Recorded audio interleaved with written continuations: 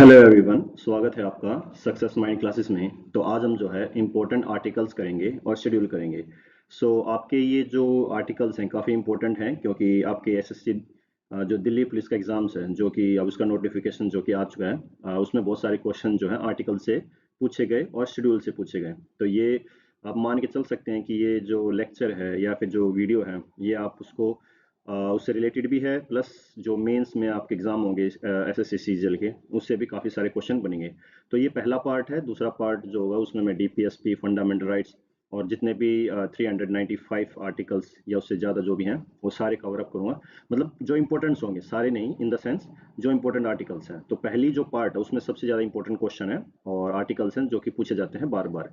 तो चलिए स्टार्ट करते हैं बिना किसी देरी के। तो आर्ट जो पार्ट फर्स्ट है आर्टिकल 1 से लेके 4 तक। जो आपका आर्टिकल 1 से लेके 4 तक जो है उसमें बात करें तो ये आता है आपका name. Article first, name and territories of union. Okay, so आपके जो स्टेट्स हैं उसका नाम क्या होगा, कितनी टेरिटरी होगी। उसमें आर्टिकल फर्स्ट है। तो इससे रिलेटेड मैं एक जो है एमसीक्यू की एक वीडियो और ले आऊंगा जिसमें 20 क्वेश्चन होंगे, जिसमें आर्टिकल से रिलेटेड जो क्वेश्चन होंगे जैसे सिटीजनशिप्स के। आप उसको जरूर अटेंड करना और उसको देखना कि कितना आप कर सकते हैं। तो इसमें एक चीज़ और ऐड कर लेना कि जो आर्टिकल फर्स्ट है वो ये भी कहता है कि India India that is Bharat, Bharat union of state. ठीक है। ये भी एक फ्रेज आती है आर्टिकल फर्स्ट में, क्या लिखा हुआ है, और ये जो फ्रेज है यूनियन ऑफ स्टेट, किस आर्टिकल से रिलेटेड, तो आर्टिकल फर्स्ट। सेकंड आर्टिकल है आपका admission and establishment of new state. नई स्टेट को स्टैब्लिश करना हो तो आर्टिकल सेकंड का यूज करेंगे। आर्टिकल थर्ड में क्या होता है कि नया स्टेट तो है ये, प्लस जो एरिया होता है स्टेट का या उसकी बाउंड्रीज होती हैं, ठीक है, उसको चेंज करना हो, घटाना हो या बढ़ाना हो, ठीक है, उसको चेंज किया जाता है। आर्टिकल थर्ड के तहत। आर्टिकल फोर क्या कहता है कि कोई लॉ बनता है कि आर्टिकल सेकंड और थर्ड में जो प्रोवाइड करता है कि ये जो सेकंड और थर्ड अमेंड कर सकें आप फर्स्ट और फोर्थ शेड्यूल को। तो फोर्थ फर्स्ट शेड्यूल क्या है, ये पूरा शेड्यूल है, ठीक है, फर्स्ट में पूरा ही आता है और जिसमें आपका articles, name and territories. Okay. Fourth में क्या आता है आपका कि राज्यसभा के अंदर सीट्स, ठीक है। शीट अलोकेशन, शीट अलोकेशन इन राज्यसभा, तो उसमें चेंजमेंट की जाती है। ऑब्वियसली बात है कि लॉ फोर में जैसे अगर देखो राज्यसभा में जो सीट होती हैं वो डिपेंड क्या करती हैं, क्योंकि जो स्टेट का साइज होता है उसी पर डिपेंड करती हैं, या उसके जो एरिया होता है, तो जितना घटता बढ़ता है तो उसी हिसाब से राज्यसभा में भी सीटें जो है घटती बढ़ती हैं।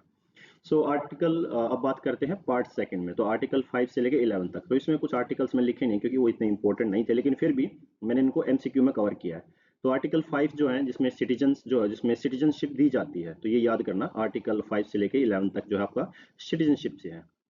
ठीक है, कई बार आ सकता है सिटीजनशिप से। ठीक, ठीक है। आपको एलिमिनेशन में भी आप हेल्प मिलेगी जब आपको आर्टिकल पता होंगे। Citizenship at the commencement of constitution, जब हमारा कॉन्स्टिट्यूशन बना उस समय पे सिटीजनशिप, ऑब्वियसली बात है, जब 26 जनवरी 1950 को जैसे ही लागू हुआ, तो उसके बाद जो भी भारतवर्ष में थे उनको ऑटोमेटिकली सिटीजनशिप मिल गई। आर्टिकल 6 में क्या है कि right of citizens of certain person who migrate to India from Pakistan. Pakistan से जो इंडिया में आया है, आर्टिकल 6 के तहत उसको सिटीजनशिप दी जाती है। ठीक है।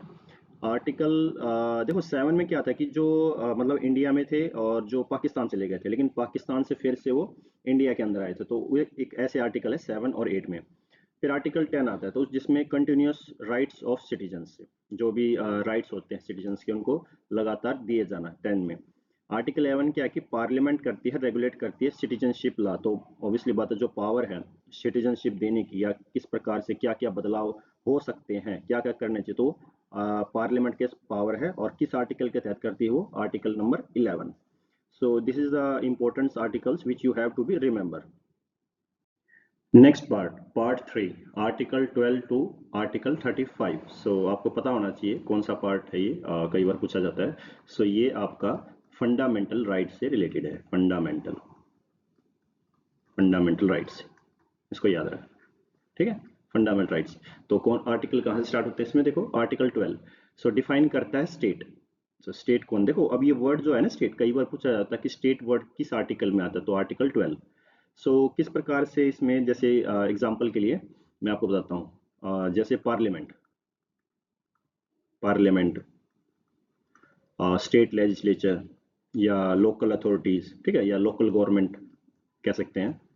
यहाँ तक कि प्राइवेट गवर्नमेंट को भी इसमें स्टेट कहा गया। जैसे अगर मान लो कोई केस जाता है सुप्रीम कोर्ट में या हाई कोर्ट में या किसी भी इसमें, सो उसमें जो पार्टीज होती हैं उनको स्टेट कहा जाता है। जैसे ये पार्लियामेंट स्टेट पार्लियामेंट ने अगर कोई कानून बनाया है या स्टेट लेजिस्लेचर को, तो वो स्टेट के अंडर आ जाता है। यहाँ पे कोई राज्य भी हो सकता है या फिर बात करें कोई इंस्टीट्यूशन भी हो सकता है। तो आर्टिकल 13, तो लॉ इनकंसिस्टेंट विद और in the derogation of the fundamental right. So इसमें इन जो लॉ है ना, लॉ ऑफ शब्द, ये वर्ड जो है ये इंपॉर्टेंट है। इसमें देखो लॉ इनकंसिस्ट, तो ये जो वर्ड मैंने रेड कर रखा है ना, कई बार आता है कि ये कौन से आर्टिकल में, तो आर्टिकल नंबर 13। तो ये क्या कहता है कि मान लो अगर कोई कानून, मान लो कोई कानून बना दिया, लॉ बना दिया पार्लियामेंट ने, ठीक है, या स्टेट लेजिस्लेचर ने, और वो कानून जो है अगर फंडामेंटल राइट का हनन करता है या वायलेशन करता है, तो उसको सुप्रीम कोर्ट या हाई कोर्ट के द्वारा नल एंड वॉइड करार दे दिया जाएगा, मतलब उसको खत्म कर दिया जाएगा। तो ये कहता है। आई होप दैट आपको समझ में आ रहा होगा। सो इम्पोर्टेंट, उसको चलने से पहले इंपॉर्टेंट फंडामेंटल राइट्स क्या हैं। देखो इनिशियली बात करें, पहले 7 थे, फिर ये 6 रह गए, ठीक है। फंडामेंटल राइट जो है, आर्टिकल 31 को हटा दिया गया था, ये फंडामेंटल राइट्स में था। और राइट टू प्रॉपर्टी जो आगे पढ़ेंगे, इसको 44 कॉन्स्टिट्यूशनल अमेंडमेंट एक्ट 1978 में इसको जो है लिस्टेड किया गया था, रिमूव किया गया था, ठीक है। फिर ये इसको लीगल राइट भी कहा गया था, लीगल राइट। तो इसको लीगल राइट कौन से आर्टिकल में, आर्टिकल 300A, और विच वाज मेड, और कौन से पार्ट में चला गया, ये 12 में। तो ये कुछ इंपॉर्टेंट पॉइंट्स थे जिसको आपको रिमेंबर याद रखना है। नेक्स्ट है राइट टू इक्वालिटी। तो राइट टू इक्वालिटी जो है आपका, वो आर्टिकल 14 से लेके 18 तक है। तो article 14 equality before the law, so आपको पता होना चाहिए इक्वालिटी बिफोर द लॉ। और इसके अलावा अगर हम बात करें आर्टिकल 15, तो इसमें एक चीज़ और है, इसमें इंक्लूड कर लेना कि कई बार पूछा जाता है कि इक्वालिटी बिफोर द लॉ, तो ये कौन सा कंसेप्ट है, ठीक है। तो ये आपका ब्रिटिश कंसेप्ट है, इक्वालिटी बिफोर द लॉ, ठीक है।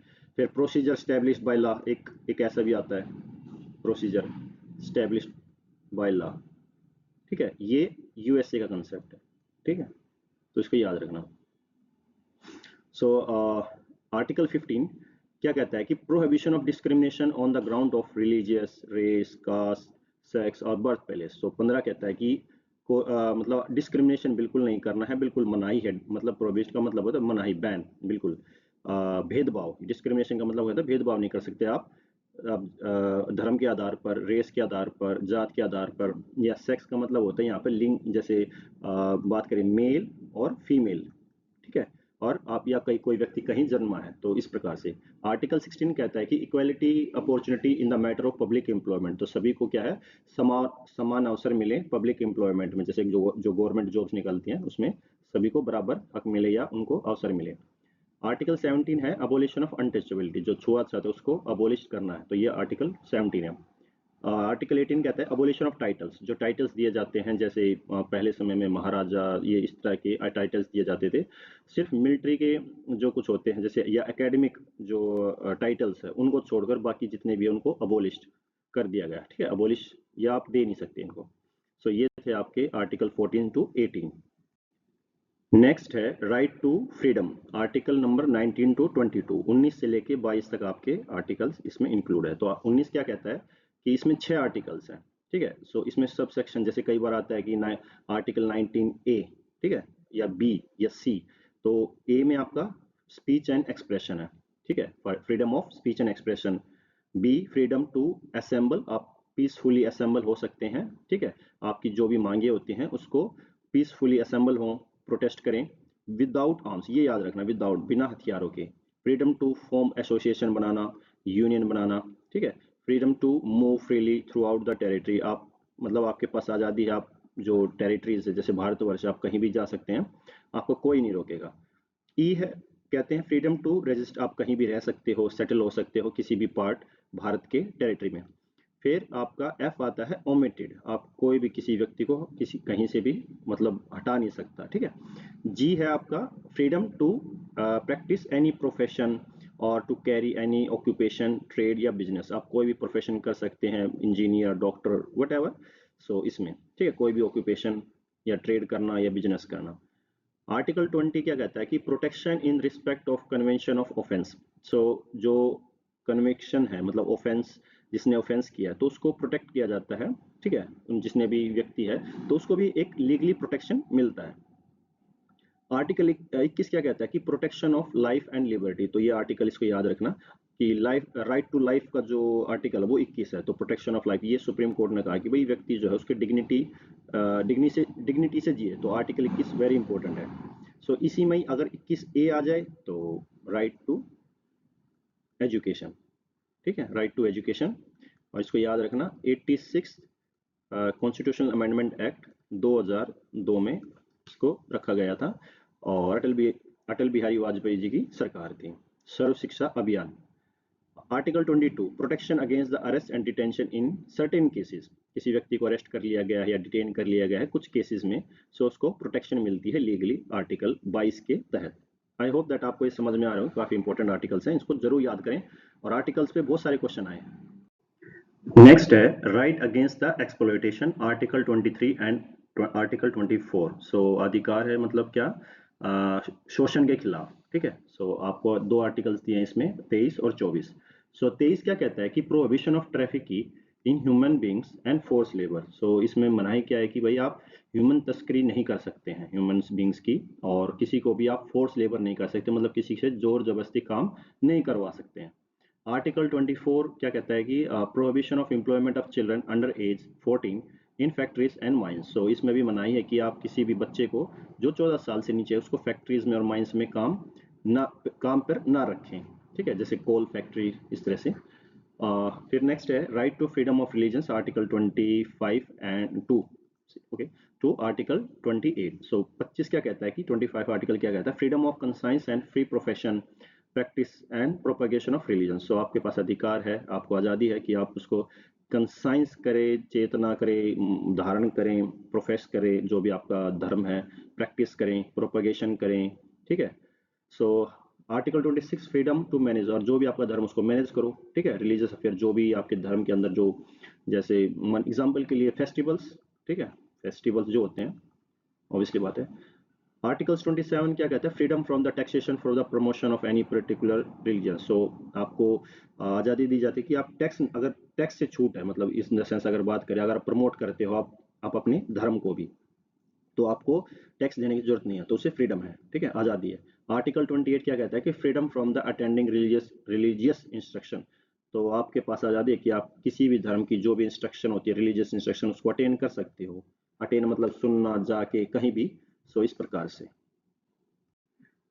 नेक्स्ट है cultural and educational right, article 29 and article 30। So article 29 क्या कहता है, protection of interest of minorities. So जो हित होते हैं किसके, माइनॉरिटीज के, जैसे मान के चले सिख है, बुद्धिज्म, जैनिज्म, तो उनके जो हितों को क्या करना चाहिए, रक्षा। तो आर्टिकल 29 क्या कहता है कि प्रोटेक्शन करनी है जो माइनॉरिटीज हमारी हैं, जो अल्पसंख्यक में है, तो उनके हितों की रक्षा करना। तो ये आर्टिकल 29, ओके। सो आर्टिकल 30 क्या कहता है कि right of minorities to establish and administered educational institution.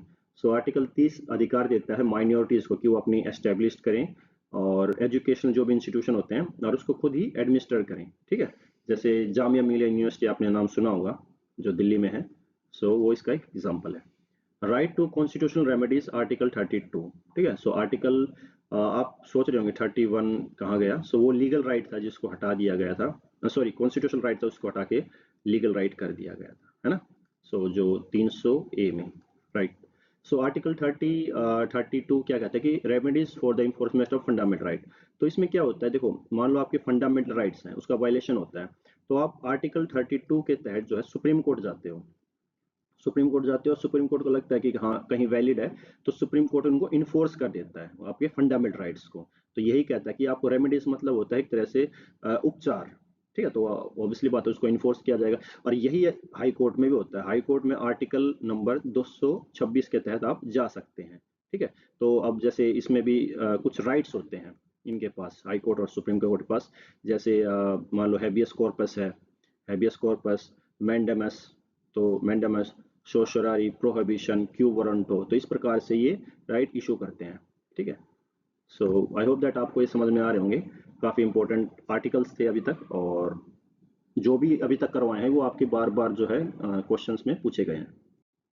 सो ये लास्ट है इसमें। इसमें जो एक तरह से कोलैबोरेट करके ही इसमें दिया है कुछ और इम्पोर्टेंट, जैसे अभी हमने देखा कि इम्पोर्टेंट आर्टिकल ऑफ कॉन्स्टिट्यूशन और इम्पोर्टेंट इंडियन आर्टिकल्स। तो देखिए, अब हमने पढ़ा कि ये जो 12 से 35 तक तो आपके फंडामेंटल राइट्स हैं जो इसमें लिख रखा है। फिर आर्टिकल 36 से लेकर 50 तक आपके डीपीएसपी हैं, directive principle of state policies.